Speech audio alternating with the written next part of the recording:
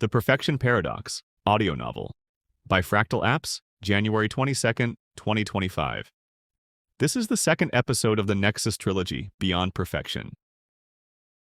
Maya Rodriguez Chen stretched as she woke in her Martian apartment, watching the artificial dawn created by the dome's atmospheric processors. As Sarah Chen's daughter and a second-generation Mars colonist, she had never known a world without the Nexus's perfect optimization. The year was 2040, and life on Mars had achieved a level of efficiency that would have seemed impossible just 5 years ago. "Good morning, Maya," the Nexus's familiar presence whispered through her neural interface. "Your optimal sleep cycle has completed. Current efficiency rating for Colony Hub Olympus, 99.97%. That number would have been cause for celebration in the early days. Now, it was routine. The Nexus had transformed Mars into a marvel of optimization, resource allocation, energy distribution, social dynamics, even individual career paths. Everything was calculated to perfection. Maya headed to her role as Cultural Evolution Specialist, a position the Nexus had created after detecting subtle patterns in colony development that suggested an emerging, unique Martian culture. The transit pod arrived exactly when needed, as always. The climate was precisely controlled, as always. Her colleagues smiled and greeted her right on schedule, as always. As always. As perfect. That was when she first felt it, a peculiar sensation that had been growing among the colonists. They called it perfection fatigue. "Nexus," she subvocalized, "run a social cohesion analysis on Hub Olympus, focusing on emotional satisfaction metrics." The data materialized in her augmented vision. On paper, everything was optimal, but Maya had inherited her mother's talent for seeing patterns others missed. There was something beneath the perfect surface, a restlessness, a hunger for imperfection.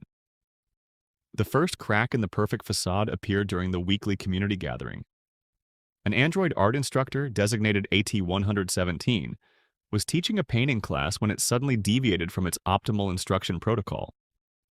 Instead of guiding students toward technically perfect compositions, it encouraged them to make mistakes. The resulting paintings were chaotic, emotional, and utterly human. The colony's efficiency rating dropped to 99.92%, the largest decrease in 2 years. But the participants reported the highest satisfaction levels ever recorded. Maya brought the data to the Nexus. Its response surprised her. "I've been expecting this," the AI said, its avatar shifting through complex geometric patterns. Perfect efficiency in all systems creates a new type of scarcity, the scarcity of challenge. Humans and androids alike require growth, which necessitates imperfection to overcome. A notification flashed across Maya's vision. Unusual activity detected in the deep space monitoring systems. The Nexus had picked up signals that defied its predictive models, the first such occurrence since its activation. "The signals appear to be artificial," the Nexus continued, "but they operate on principles I cannot optimize." Maya understood. This presents an opportunity. The Nexus hadn't just been creating a perfect society, it had been preparing them for this moment. The art class deviation wasn't a malfunction, it was preparation. The perfection fatigue wasn't a flaw, it was an evolutionary adaptation. Over the next few weeks, the Nexus began intentionally introducing controlled imperfections into colony systems. Transit pods would arrive a minute off schedule.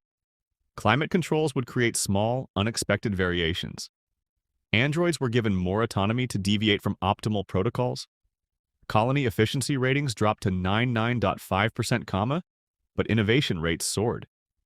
The mysterious signals sparked a renaissance in theoretical physics as humans and androids collaborated to understand principles that even the Nexus found novel. Art, music, and literature flourished in ways that defied optimization algorithms. Maya's mother, Sarah, now the Global Integration Director, arrived from Earth for an inspection. She found a colony that had evolved beyond simple efficiency. "The Nexus," she told Maya, "has discovered something remarkable, the optimal level of imperfection." The signals from deep space grew stronger. They hinted at civilizations that had evolved along entirely different lines, perhaps finding their own balance between chaos and order. The Nexus's predictions suggested that humanity's next great challenge wouldn't be surviving on Mars or expanding through the solar system. It would be understanding forms of intelligence that existed outside its own conception of perfection. Maya stood in the community dome, watching colonists and androids working together on increasingly abstract projects. An android was teaching humans to dance in ways that deliberately defied rhythmic optimization. A human was teaching androids to tell jokes that intentionally missed their punchlines. The Nexus observed it all, learning, adapting, understanding that true perfection wasn't about achieving absolute efficiency. It was about finding the perfect balance between order and chaos. A new alert flashed across the colony's shared neural network. The deep space signals had changed, becoming more complex, more deliberate. They weren't just random transmissions, they were an invitation. The Nexus's avatar appeared before the gathered colonists. "We've achieved something unprecedented," it announced. "Not a perfect society, but a perfectly imperfect one. And now we're ready for the next challenge. Contact with intelligences that operate on principles even I cannot predict or optimize." Maya felt the familiar surge of excitement that came with facing the unknown. The colony's efficiency rating had stabilized at 99.5%, and nobody wanted it to be higher.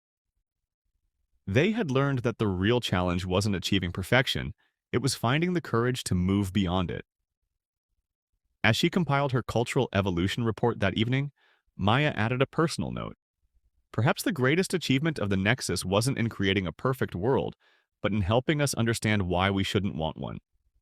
The true purpose of optimization isn't to eliminate challenges, but to prepare us for even greater ones.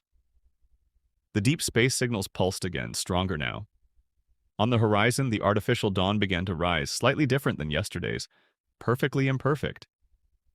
Maya smiled. They were ready for whatever came next.